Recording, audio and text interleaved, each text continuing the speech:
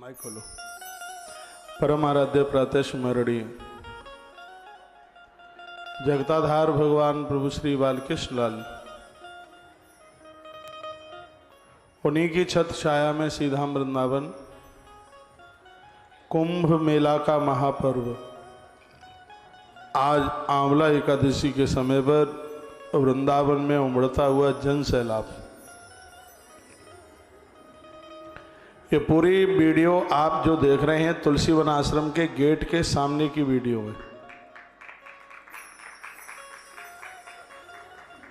भारी जन सैलाब है भक्तों का, और रात्रि के 12 बजे से ही ऐसे भक्तों की भीड़ उमड़ रही है।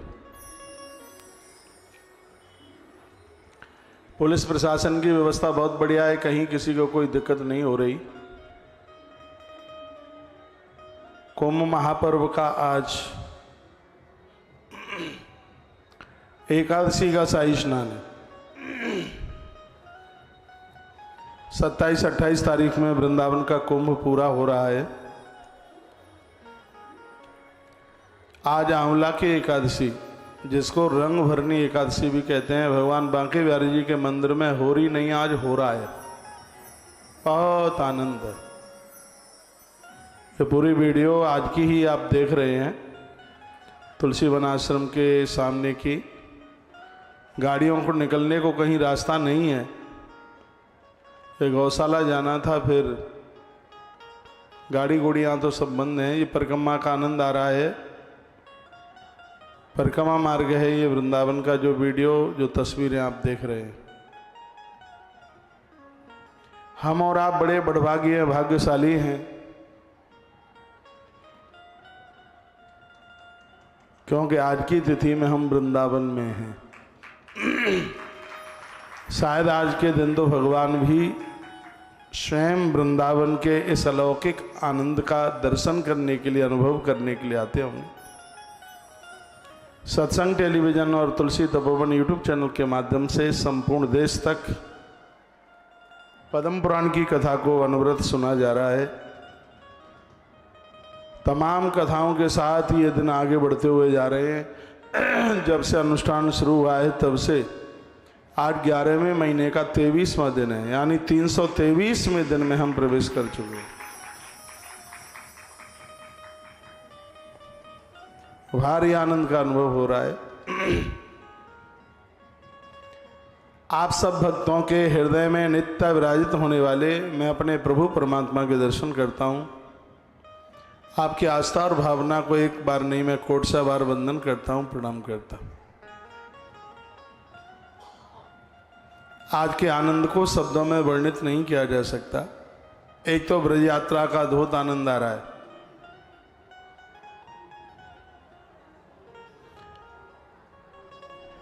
गौ माता का वंदन, पूजन, फेरी, परिक्रमा, मत्था टेकना, महापुरुषों का दर्शन, और सबसे आनंद की बात है भक्तों के द्वारा अपने हृदय के बताए गए उद्गार। वह माइक हाथ में ले लेकर के बोल रहे हैं कि हमें ऐसा लगा है, हमें इतना बढ़िया लगा है। ये बड़ी वाली गौशाला की एक बछिया है, इसका नाम है सुरभि। जिस समय आप वीडियो में आप देख रहे हैं, ऐसी 500 बछिया से ज़्यादा हैं गौशाला के पास। ये आज की ही वीडियो तस्वीर आप देख रहे हैं। गौवंश के साथ इतना आनंद आता है, और ये सब अपना प्राय जानती है। आपने अपने अपने मोबाइल खोल रखे हैं और आप देख रहे हैं, ये सब वीडियो आज की हैं। गैया ने ना कभी किसी को मारा और ना बेचारी मारेगी। यह तो सबके ऊपर बड़ा स्नेह करती है, बड़ी करुणा करती है, बड़ा लाड करती है। तिथि के हिसाब से देखा जाए, तारीख ना देखें, तिथि के हिसाब से देखा जाए तो गौतीर्थ तुलसी तपोवन गौशाला का उद्घाटन आज के दिन हुआ है। रंग भरनी 11 से एकादशी, तिथि के हिसाब से आज की तिथि हमारे लिए तो बहुत वंदनीय है, बहुत पूज्य है। पूज्य महाराज श्री जी के चरण कमलों से गौशाला का ऐसा उद्घाटन हुआ है कि वहाँ के उत्सव बंद नहीं है बिल्कुल भी। बहुत आनंद, कई सैकड़ों ब्राह्मणों के द्वारा अनवरत 11 महीने से चलने वाले अनुष्ठान, पूजा पाठ, याज्ञिक कर्म, जो कि आज हमारे और आपके लिए एक आनंद का विषय बना हुआ है। कथा को मैं बिना किसी भूमिका के आगे को बढ़ा रहा हूँ, ये पूछता हुआ कि आप सब कैसे हैं। कथा देरी से आरंभ हो रही है और आप भूखे होंगे यदि आपने प्रसाद नहीं लिया। ये तस्वीरें आज की देख रहे हैं आप।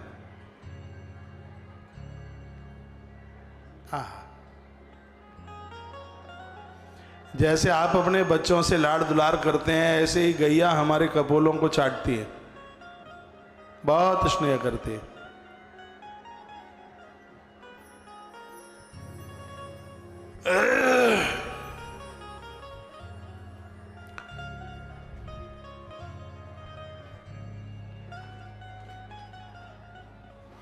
एक बार जयकारा लगाइए, बोलिए गौ माता की, बांके बिहारी लाल की, श्री हनुमंत बलवंत महाराज की जय हो।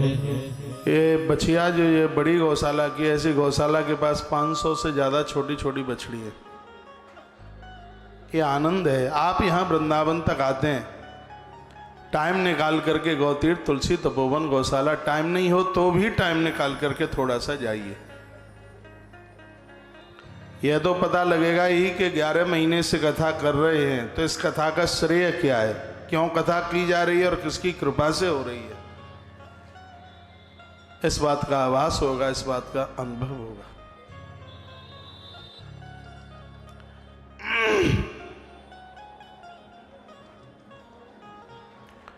बाहर चलने वाली परिक्रमा, मेरी आवाज बाहर रोड तक पहुंच रही है, माइक बहुत दूर दूर तक लगे हैं। तुलसीवन आश्रम का बिल्कुल दरवाजा खुला हुआ है। प्रसाद की सभी भक्तों के लिए व्यवस्था है। जो बैठ करके प्रसाद लेना चाहते हैं तो पीछे पंगत लगी हुई है, कार्यकर्ता लोग परोस रहे हैं। चलते हुए भक्त लोग प्रसाद लेते ही हुए आगे के लिए बढ़ें तो हम अपने भाग्य की सराहना करेंगे कि परमात्मा के कार्य में कुछ सेवा करने का सौभाग्य प्राप्त हुआ है। एक बार उन भक्तों के लिए तालियां जरूर बजाइए जिनके पवित्र धन की डाली गई आहुति के द्वारा और ये आज का भंडारा चल रहा है। किसी एक व्यक्ति से कोई कुछ ऐसा पैसा लिया नहीं है, थोड़ी थोड़ी आहुति डलकर आप ही भक्तों के सहयोग के द्वारा यह सब हो रहा है। चाहे आप डाल चुके हैं पैसा या आज 11 से एकादशी के समय पर इस भावी कार्य से जुड़ते हुए और इन सेवा कार्यों को आप ताकत दे रहे हैं। एक बार जयकारा लगाएं, बोलिए बांके बिहारी लाल की जय हो, श्री हनुमंत बलवंत महाराज की जय हो, जय जय श्री राधे, जय जय श्री राधे। आप मुझे पूछ रहे हैं आप कैसे हो गुरुजी। मैं कह रहा हूं मैं तो एकदम ठीक हूं। आपकी ही प्रश्नता में अपनी प्रश्नता समझता हूं, आपकी ही खुशी में अपनी खुशी समझता हूं। टाइम ज़्यादा हो गया है, टीवी पर आधा घंटा कथा चलेगी, उसके बाद यूट्यूब चैनल पर संपूर्ण आयोजन का आज का आप आनंद ले पाएंगे। बाद में मुझे फिर ध्यान रहा कि नहीं रहा मैं आपको बता दूं। कल शाम तुलसी तपोवन गौशाला में 7 बजे से रंग महोत्सव फूलों की होली है।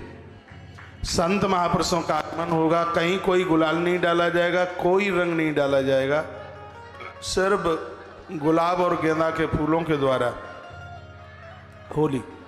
भगवान राधा कृष्ण की सुंदर झांकी के साथ और भी कल एक सांस्कृतिक प्रोग्राम है और साथ ही साथ महापुरुषों का आगमन और उनका आशीर्वाद। जो लोग आज पहुँचे हैं धन्यवाद, जो कल पहुँच सकें तो आप जरूर पहुँचिए श्री धाम वृंदावन।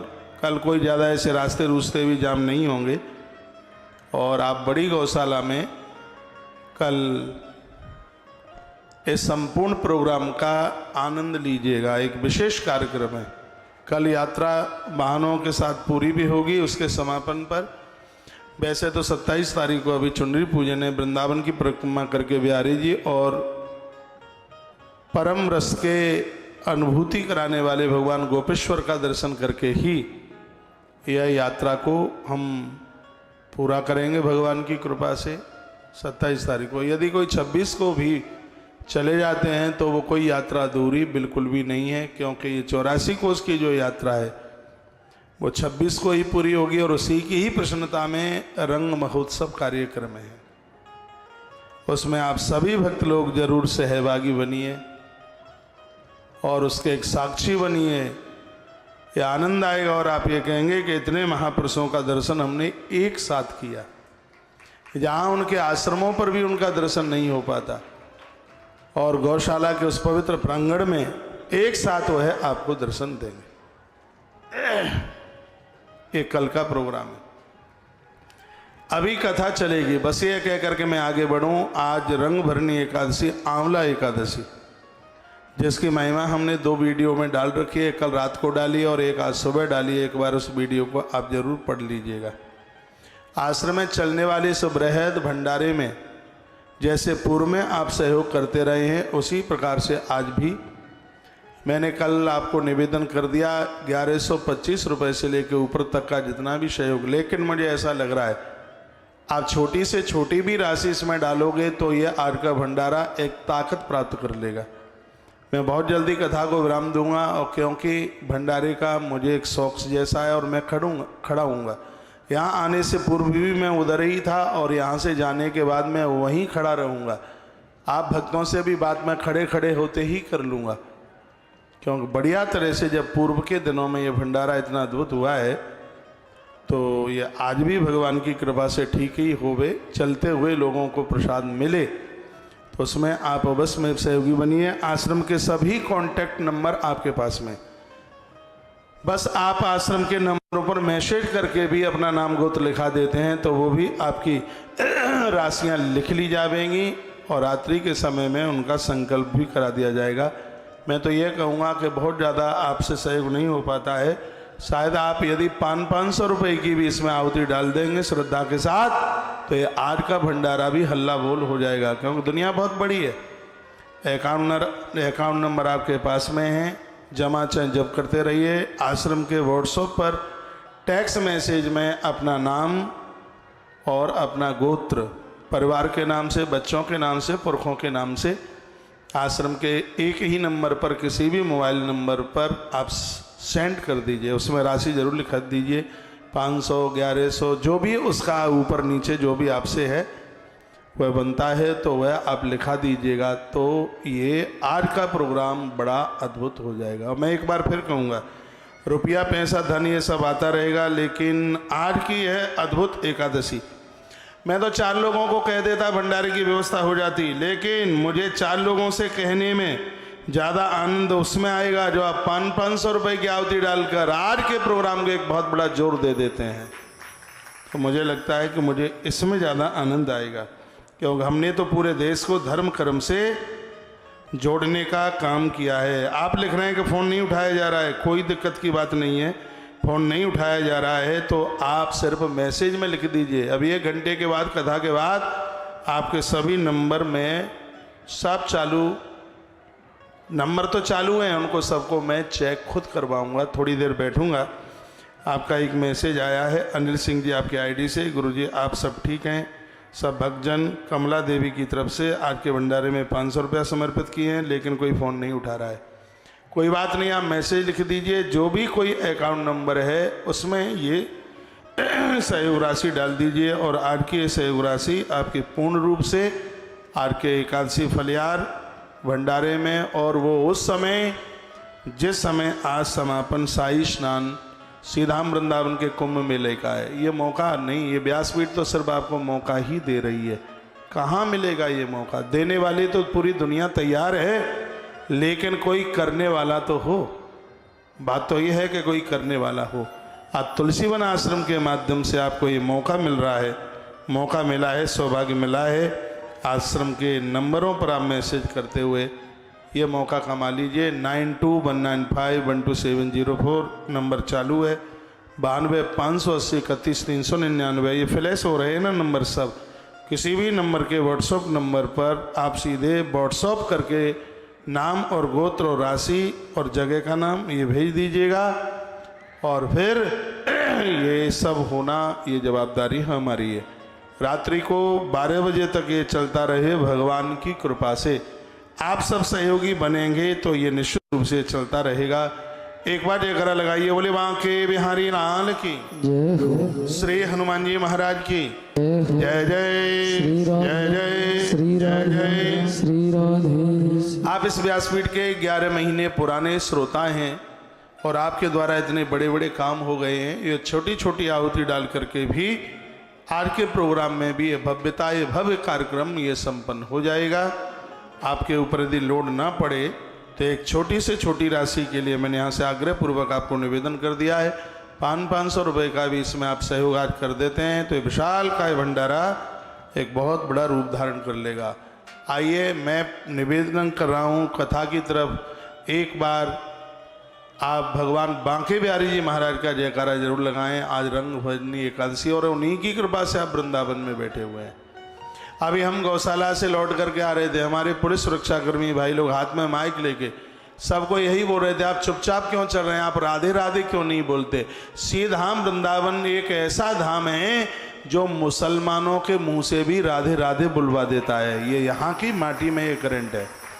मैंने देखा है आश्रम में बहुत मुसलमान लोग काम करते हैं, निर्माण का काम कर रहे हैं। वह भी सुबह जाते हैं काम पर तो एक दूसरे को वहाँ बोलते हैं भैया राधे राधे राधे राधे। यही तो श्री धाम वृंदावन की प्रेम की भूमि है जो दूसरे धर्म के लोगों के मुख से भी राधे राधे नाम उच्चारण करा देती है। जो माटी दुनिया के मुसलमान किसी मंदिर में जाते हों या ना जाते हों, लेकिन वृंदावन के मुस्लिम लोग भगवान बांके बिहारी जी महाराज के दर्शन में जाते हैं। उनको पता है कि हमारे रसखान ने इस मंदिर में धोख लगाई, प्रणाम किया। आज उन्हीं भगवान बांके बिहारी जी की कृपा से हम और आप श्रीधाम वृंदावन की पवित्र धरती पर बैठे हैं। तो ये भंडारा हमारा नहीं है, ये भंडारा हमारे किसी व्यक्ति का नहीं है। ये भंडारा ऐसे भगवान बांके बिहारी जी महाराज और भगवती राधा रानी का है। हम परिवार खानदान के लिए इतना सहयोग करते रहते हैं तो परमात्मा के भक्तों की सेवा के लिए अपने हाथ जरूर उठाए जाएं। ये जितनी भी भीड़ पब्लिक दिख रही है ये पूरी की पूरी तुलसीवन आश्रम के दरवाजे के सामने की है। आश्रम बड़ा बड़भागी ऐसी जगह पर बना हुआ है, कुंभ का रास्ता यहाँ से, परिक्रमा का रास्ता यहाँ से है। हर 11 को यही सौभाग्य आश्रम को प्राप्त होता है, सभी भक्तों का दर्शन करने का ये मौका प्राप्त होता है। तो ये पूरी की पूरी पब्लिक तुलसीवन आश्रम के सामने की ये आप ये तस्वीरें देख रहे हैं। आइए अब आप पद्म पुराण का दूसरा खंड है जिसका नाम है भूमि खंड, और उस भूमि खंड के प्रथम अध्याय की बड़ी अद्भुत कथा का वर्णन किया गया है। जहाँ सूत और सोनक्षियों के बीच में तो संवाद हो ही रहा है और कथा का आनंद इसमें एक प्रश्न किया गया है सोनक्षियों के द्वारा श्री सूत जी महाराज को। कहा गुरुदेव कथा में तो अत्यानंद आ रहा है, लेकिन हम आपके श्रीमुख से यह सुनना चाहते हैं व्यक्ति को क्या पुनीत कार्य करना चाहिए जिसकी वजह से वो भगवान का बहुत करीब हो सके। इस धरती पर यह जीव सबसे ज्यादा एहसानवद्ध किसका हो सकता है। इस जीवात्मा के लिए सबसे ज्यादा एक समर्पण युक्त काम कौन व्यक्ति है, वो है जिसने इस धरती पर जिसके लिए किया। तो जवाब दिया कि ऐसा एक पिता है जो बिना किसी प्यास के, उसको कुछ भी अपनी औलाद से नहीं चाहिए, फिर भी वह अपना पूरा जीवन अपनी संतान के लिए निकाल देता है। आकाश से भी वह ऊंचा है सोनकृषियों, उसका नाम पिता है। अंबर से भी जो ऊंचा है और इन ऋणों से कभी कोई ऋण नहीं हो सकता। पूरा जीवन पर्यंत वो लगा रहता है अपनी संतान के लिए, अपनी औलाद के लिए। ऐसे माता पिता का जब आशीर्वाद मिलता है किसी को तो उसकी मुक्ति को देवता लोग भी नहीं रोक सकते। ये भूमि खंड में इस कथा का बड़े अद्भुत ढंग से वर्णन किया। तत्पश्चात पूछा गुरुदेव इस कथा को आप विस्तार पूर्वक यदि कह देंगे तो आपकी बहुत बड़ी महती कृपा हमारे ऊपर हो जाएगी। और ये कथा हम पहली बार निवेदन कर रहे हैं। पद्म पुराण एक बार पहले भी किया है, लेकिन ये कथा छोटी थी और श्रीधाम वृंदावन की पवित्र व्यासपीठ से इस कथा का आगाज किया जा रहा है कि भगवान के चरणों तक पहुंचने के लिए ऐसा क्या विशेष कार्य है जो काम व्यक्ति को भूलना ही नहीं चाहिए, व्यक्ति को करना ही चाहिए। उसके बारे में पूछा तो उसमें माता पिता की आज्ञा के पालन के लिए बोला। ईवान भाई बहन के लिए बड़ी अद्भुत कथा है और मेरी व्यासपीठ बिना कोई प्रमाण के कोई बात नहीं कहेगी। आइए इसी संदर्भ में बड़ी सुंदर कथा कही का तस्यामास्ते तदा देवो योगज्ञ योग वित्तमा शिव समेत विख्यातो वेद शास्त्रार्थ को विदा। इस धरती पर एक बड़ा अद्भुत ब्राह्मण हुआ और उसका नाम था शिव शर्मा। शिव समेत विख्यातो वेद शास्त्रार्थ को विदा। उस जमाने में उससे बड़ा विद्वान कोई दूसरा दिखाई नहीं देता था। बहुत बड़ा तपस्वी था ब्राह्मण। तीनों कालों में संध्या करने वाला था यह ब्राह्मण। परहित और परमार्थ जिसकी रग रग में भरा हुआ था। मुझे पता है आप में बहुत भक्त ऐसे जन होंगे जिनको परिक्रमा पूरी करने में भी देर हो रही होगी। तो दो बातें कह करके मैं आगे बढ़ूं। एक तो फलियार लेने से कभी कोई अनुष्ठान खंडित नहीं होता।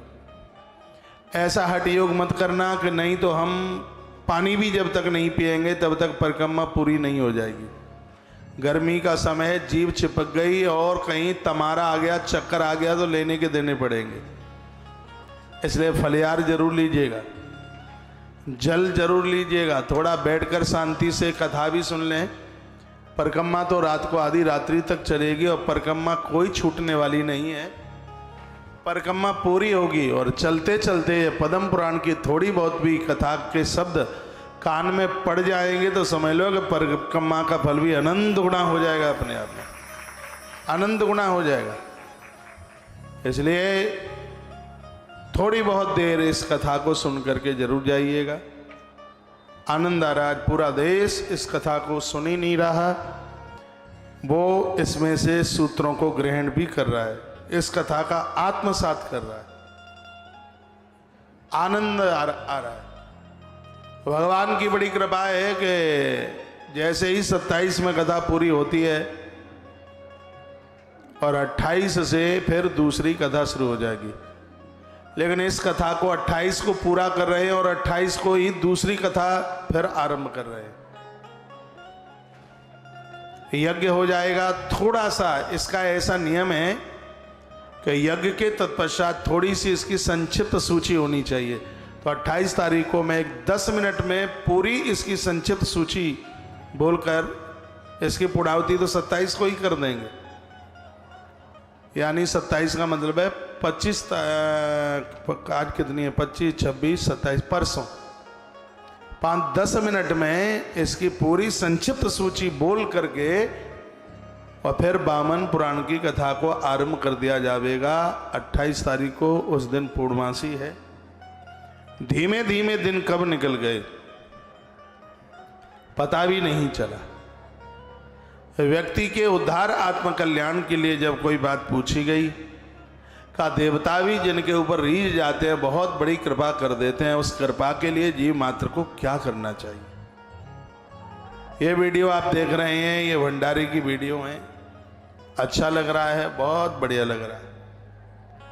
बड़े गौशाला में भी भंडारा आज रात्रि तक बंद नहीं होगा, क्योंकि उस एरिया से चल के आने वाले लोग गोकुल बैराज की तरफ से आ रहे हैं और गौशाला पड़ जाती है रास्ते में। सुन लीजिए, बिल्कुल ऑन रास्ते में। उधर का रास्ता लक्ष्मी नगर, मथुरा, गोकुल, दाऊ जी।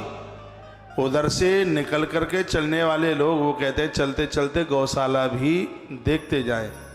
तो उधर भी इतनी भारी भीड़ लगी है और वहाँ भी चकाचक भंडारा बिल्कुल चालू है।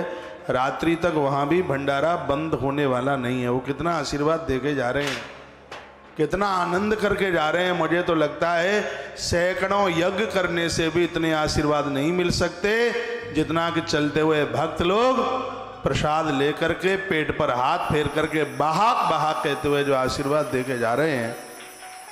लगता है यही जीवन की दिव्य उपलब्धि। ये वहीं की वीडियो आप देख रहे हैं जो अभी मेरी निगाह पड़ गई थी इसके ऊपर। यात्रा निकल गई है, सुबह निकल गई। यात्रा को निकालने के बाद इधर मैं आया हूँ। ये कड़ावे ये चल रहे हैं, ये उधर का ये भंडारा चालू है। भगवान की कृपा से लोग गौ माता की परिक्रमा कर रहे हैं, प्रदक्षिणा कर रहे हैं, मत्था टेक रहे हैं और कह रहे हैं कि हमें तो पता लग रहा है कि गौवंश इतना सीधा, और स्वयं ब्रजवासी इस बात को लोग कहें तो ये तो बड़ी आश्चर्यचकित बात है, अचंभित बात है, जिनका जन्म ही गायों के बीच में हुआ है और वो बड़ाई करें, वो प्रशंसा करें तो बहुत बड़ी बात है।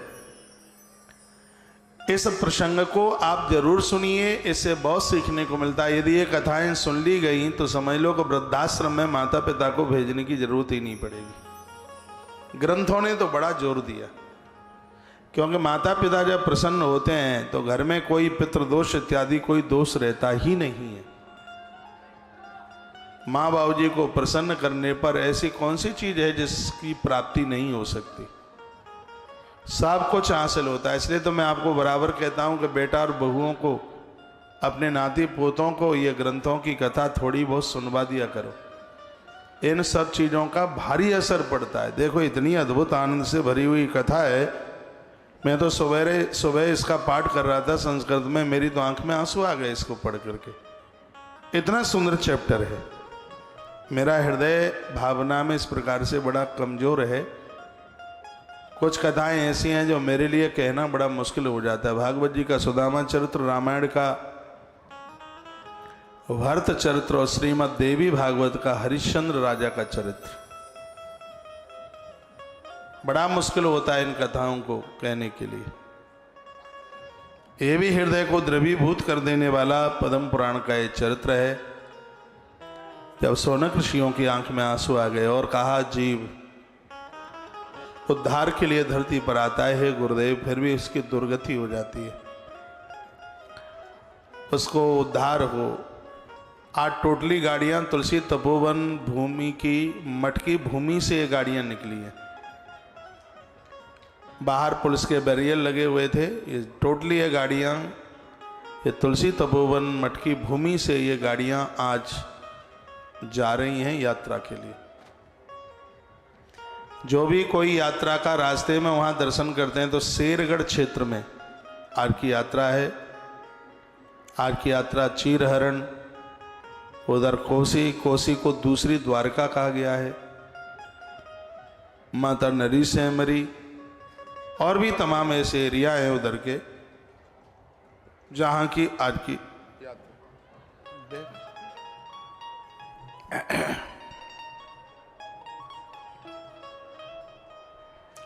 शिव सरमेति विख्यातो वेद शास्त्रार्थ कोविदा। शिव शर्मेति विख्यात, शिव शर्मा नाम के ब्राह्मण देवता वेद और शास्त्रों में बड़े पारंगत थे। आज आपका अनाउंस हो नहीं पाएगा क्यों कथा देरी से शुरू हो पाई है और लाइव का टाइम भी पूरा हो पा रहा है। सुबह 9:30 बजे आप कथा सुनने को बैठ जाया करें। अभी तो आप हैं यहाँ पे, घर पर भी आप सुबह 9:30 बजे टेलीविज़न खोल लिया करें। 9:30 बजे से लेकर 3.5 घंटे तक, 1 बजे तक कथा सीधे लाइव टेलीकास्ट, सीधे प्रसारण में इस कथा को आप सुन पाते हैं। सुबह 9:30 बजे से 1 बजे तक 3.5 घंटे की कथा बहुत होती है। सुबह मंगलवाणी कार्यक्रम जो कि आजकल सत्संग टीवी पर भी 9:30 बजे से आ रहा है। रात्रि को धर्म यात्रा प्रोग्राम जिसमें हर प्रश्न का समाधान होता है। इस प्रसंग को भी आप डेली धर्म यात्रा मंगलवाणी को भी सुना करें। डेली तुलसी तपोवन यूट्यूब चैनल पर 3 वीडियो डाली जाती हैं। यदि आज की वीडियो आपने आंवला एकादशी की नहीं सुनी तो समझ लो कुछ नहीं सुना। आपने भले ही एकादशी का व्रत ना किया हो, आंवला एकादशी की वीडियो आप अवश्य में सुनिएगा। एक कल रात्रि को उसकी विधि डाली है और आज सुबह आंवला एकादशी की महिमा डाली है तुलसी तपोवन यूट्यूब चैनल पर, उसको जरूर सुनिएगा। यहाँ से हर नोटिफिकेशन आपके पास पहुँचे उसके लिए आज 3 बीमारियों के लिए टाइम नहीं, फिर भी मैं एक वीडियो में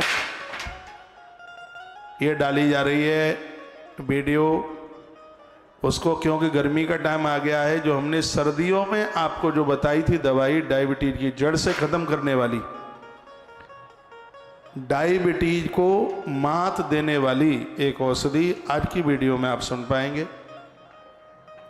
बवासीर एक ही वीडियो में और मस्तिष्क में कितना भी बड़ा दर्द क्यों ना हो और तत्काल ऐसे उपचार के साथ तत्काल फायदा मिले, एक ही वीडियो में ये तीनों चर्चा होंगी, उसको आप जरूर सुनिएगा।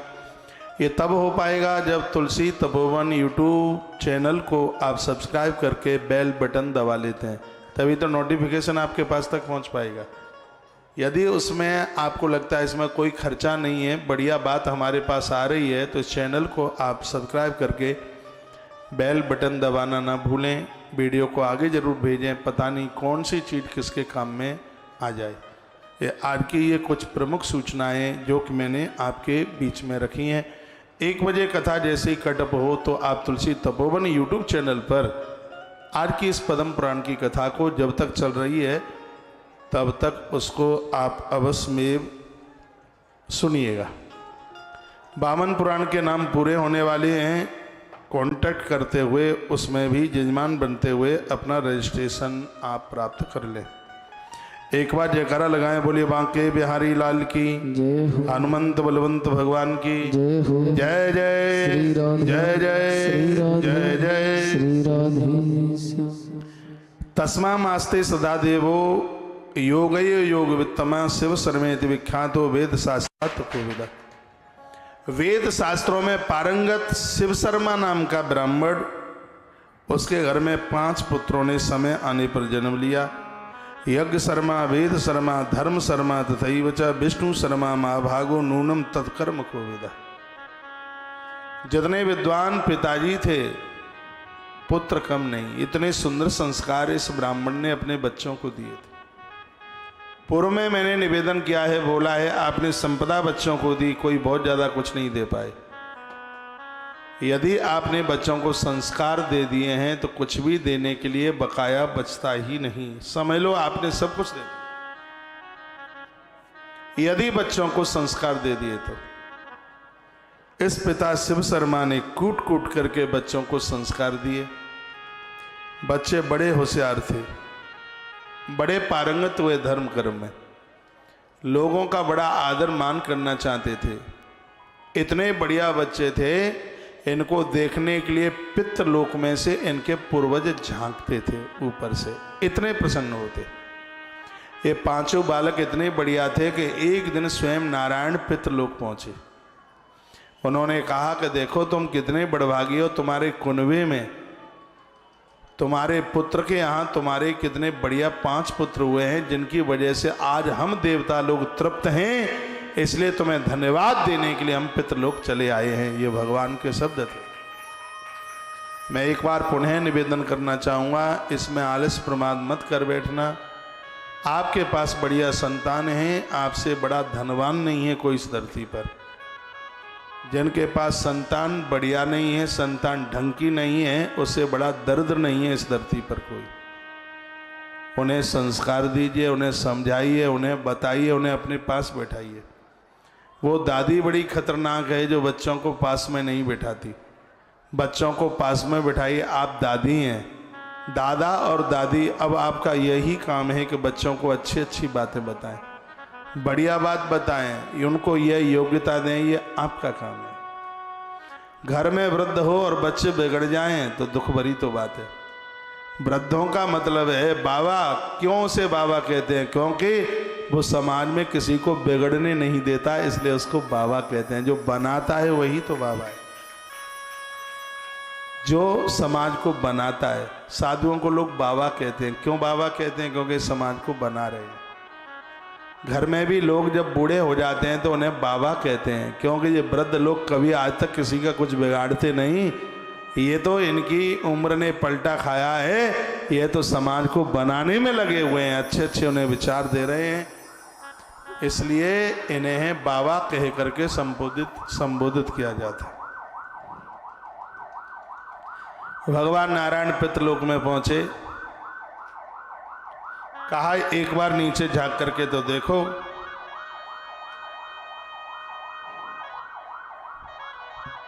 तुम्हारे खानदान में कितनी बढ़िया संतान ने जन्म लिया है, जिसकी वजह से हम देवता अपने आप में अति संतुष्ट हैं, बहुत प्रसन्न हैं। निहतो वासुदेवेन प्रविष्टो वैष्णवीम तनु। ऐसे पुत्र हैं ये तुम्हारे खानदान में जन्मे हुए कि मृत्यु के बाद ये सब मेरे शरीर में ही प्रवेश कर जाएंगे। इनसे मैं इतना प्रसन्न हूं, भगवान बोले। पांचों के नाम बता दिए। का यज्ञ शर्मा, वेद शर्मा, धर्म शर्मा तथैव च विष्णु शर्मा महाभागो नूनम तत्कर्म को विदा है।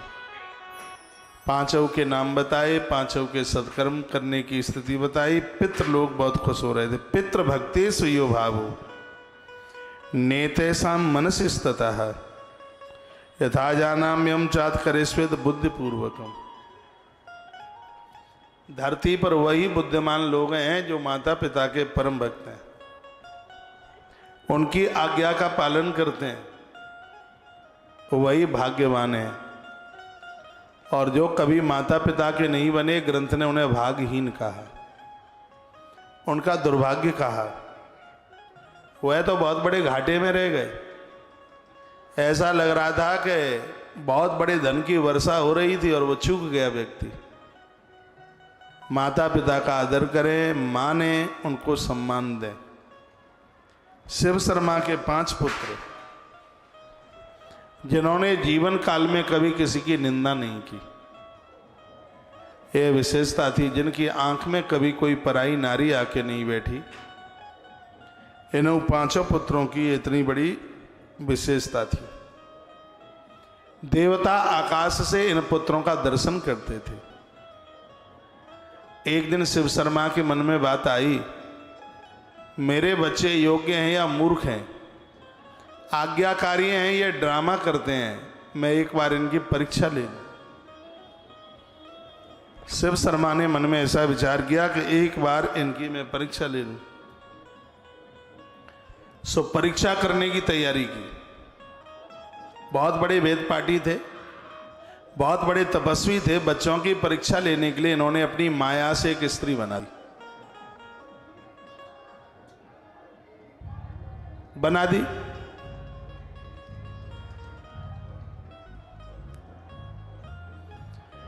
स्त्री बनकर के तैयार हुई। उनमें से एक पुत्र को आदेश दिया, इस स्त्री के पास जाइए और इससे कहिए कि हमारा पिता, एक बेटे को आदेश दिया, उसकी परीक्षा का विषय था। इस पिता ने कैसे परीक्षा ली? कहा, इस स्त्री के पास जाइए और इसको कहिए कि हमारे पिता ने तुम्हें याद किया है, तुम बहुत सुंदर हो और हमारे पिताजी तुम्हारा वर्ण करेंगे तो हमें तुम्हारा पुत्र बनने का सौभाग्य प्राप्त होगा। ये कह दिया। उस स्त्री ने जवाब दिया, मैं चलने को तो तैयार हूं, लेकिन शर्त एक है। क्या शर्त है? शर्त यह है कि तुम्हें अपना मस्तिष्क का दान हमें करना पड़ेगा। क्योंकि वो समझ रही थी कि ना ये कोई मस्तिष्क काट के देगा, ना मुझे बूढ़े के संग विवाह करना पड़ेगा। उसने ऐसा बोल दिया। वह बोली, मैं तुम्हारे साथ तुम्हारे पिताजी के संग रहने को, जाने को, उनकी पत्नी बनने को तैयार हूं, लेकिन मेरी शर्त यह है, मुझे ले जाना चाहते हो तो पहले अपना मस्तिष्क काट करके मुझे दे दीजिएगा और मैं तैयार हूं। इतना कहा, आज्ञाकारी पुत्र ने खड्ग निकाला और अपनी गर्दन काटकर उस स्त्री की गोद में रख दी। यहां तक आई है बात समझ में? चढ़ा दिया। पूरी कथा सुनते रहिए। पिता ने, अभी ये कथा आगे बढ़ेगी, सुनिए। पिता ने दूसरे पुत्र को कहा, उन्होंने अपनी तपस्या के द्वारा अपनी पत्नी ही जैसी दूसरी स्त्री बना दी, यानी उन बच्चों की मां। एक बच्चे को आदेश दिया कि अपनी मां के टुकड़े टुकड़े, बोटे बोटे निकाल करके, काट करके फेंक दे, मेरा आदेश है। दूसरा बेटा गया, उसने धार वाला चाकू निकाला और देह में से मांस के टुकड़े टुकड़े निकाल करके उसने डाल दिए और आकर के पिताजी से कह दिया, पिताजी मेरा काम पूरा हो गया। अगला पुत्र, उसको आदेश दिया,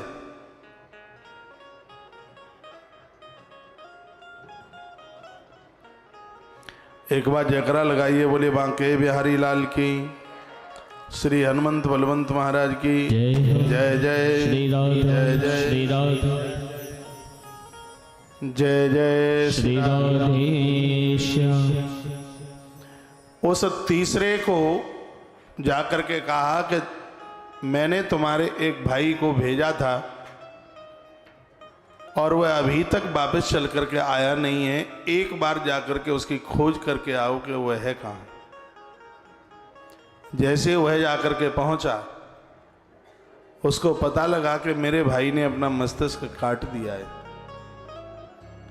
वह मंदिर में पहुंचा भवानी के में और उसने ये कहा, हे देवी, मैं पिता के कार्य के लिए अपना मस्तिष्क काटकर तुम्हारे चरणों में चढ़ा रहा हूं। यदि माता पिता के प्रति मेरी सच्ची भक्ति है तो ये ले लो मेरा शीश और मेरे भाई को जिंदा कर दो। और अपने पिता की आज्ञा के अनुकूल उसने अपना मस्तिष्क काट दिया।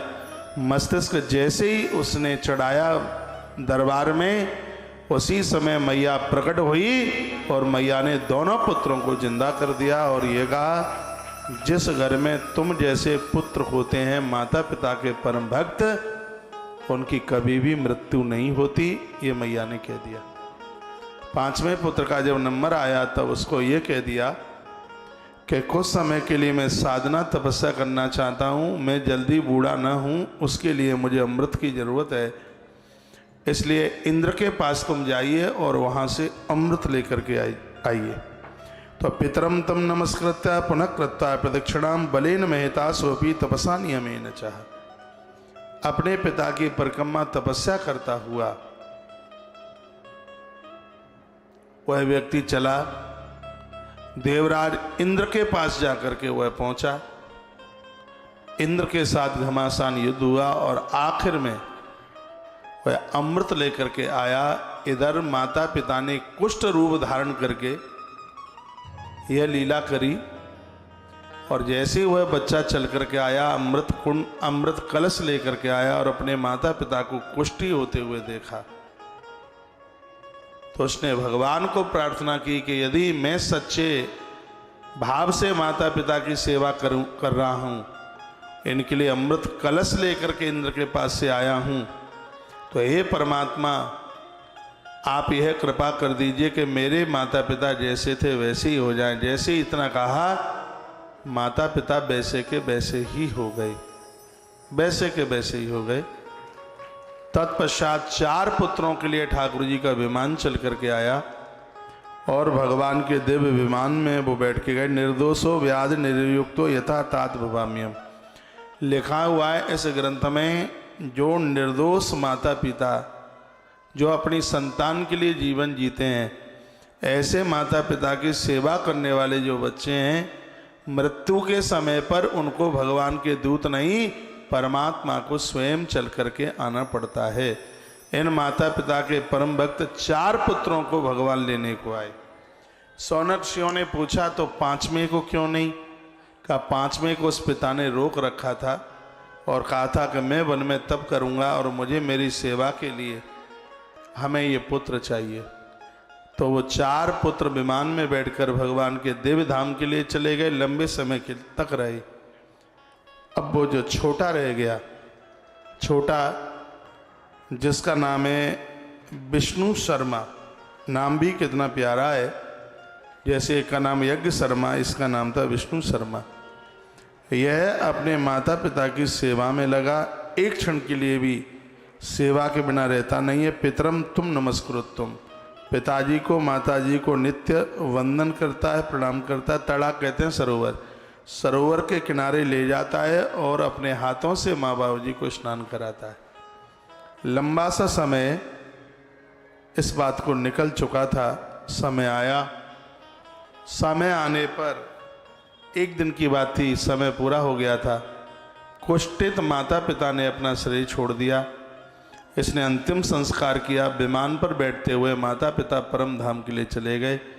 देवराज इंद्र के सहित स्वयं भगवान नारायण पधारे। चरणों में ये विष्णु शर्मा ब्राह्मण बालक चरणों में गिर पड़ा।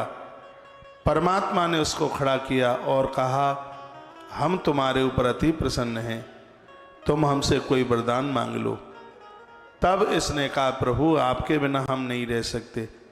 अग्रसर जन्म में भी मेरा जन्म हो तो मैं आपका परम भक्त बनूं, संसार के कड़ कड़ में मैं आपका दर्शन करूं, यह मांगे हमें दे दीजिए।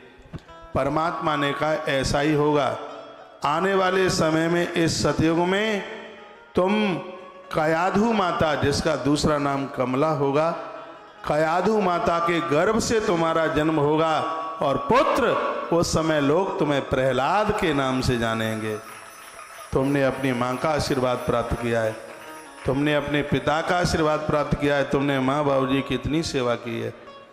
पुत्र, तुम धरती पर सोड़ितपुर नगरी में उस माँ के, ये माँ तुम्हारी कयाधु के रूप में, दूसरा नाम जिसका कमला होगा, उसके रूप में यह प्रकट होगी और उसका पुत्र बनने का तुम्हें सौभाग्य प्राप्त होगा। उस समय लोग तुम्हें प्रहलाद के नाम से जानेंगे। तुमने अभी मुझे पूछा है, तुमने मुझसे मांगा है कि कड़ कड़ में मैं तुम्हारा दर्शन करूं, तुम्हारा भजन करूं। तो जब तुम प्रहलाद होगे तो इस बात को सार्थक करने के लिए कि भक्त के लिए भगवान कड़ कड़ में व्याप्त होता है, कड़ कड़ में वास करता है।